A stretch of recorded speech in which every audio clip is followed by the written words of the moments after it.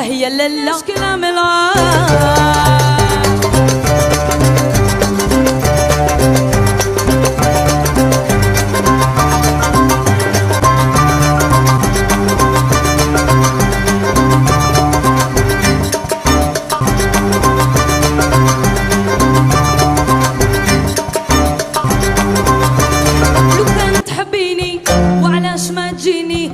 جي وتزهل هي لالا وعلاش كلام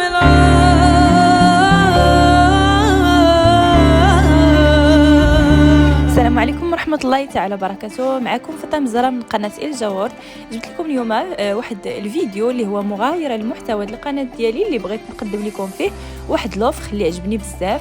كاين في مدينة الصويرة واحد الشقة بالنسبة للناس اللي كيقلبوا على مكان ديال الاستجمام وفين يقضيو العطلة ديالهم ان شاء الله. فهو مكان تساعد على الاسترخاء ومطل على المحيط الأطلسي. فهي شقة كبيرة ونخليكم كما كتشوفوا هادو الصور ديالها.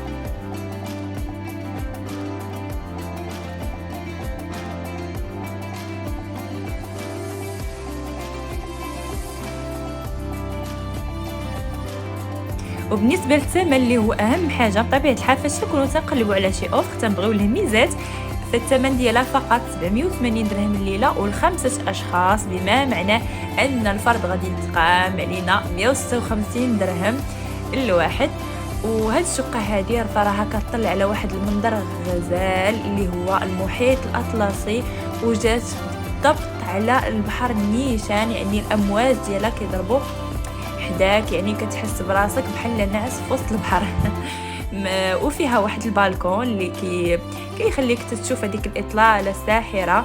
وبالنسبه للشقه فهي كتواجد في المدينه القديمه ديال الصويره، يعني قريبه لكل شيء، المقاهي المطاعم المدينه القديمه. وهاد الشركه هذه اللي كتوفرها فهي عندها مجموعه ديال الشقق اللي الاسم ديالها جاكس ابارتمنت، والمزيد من الاماكن المختلفه. فالجواب على الاسئله غادي تلقاوها في الانستغرام اللي غادي نخلي لكم ان شاء الله. تنتمنى انه يعجبكم هذا الاقتراح ديالي اللي جبت لكم اليوم، وبالصحه والراحه مسبقا، والى اللقاء ان شاء الله في فيديو قريب. مع السلامه.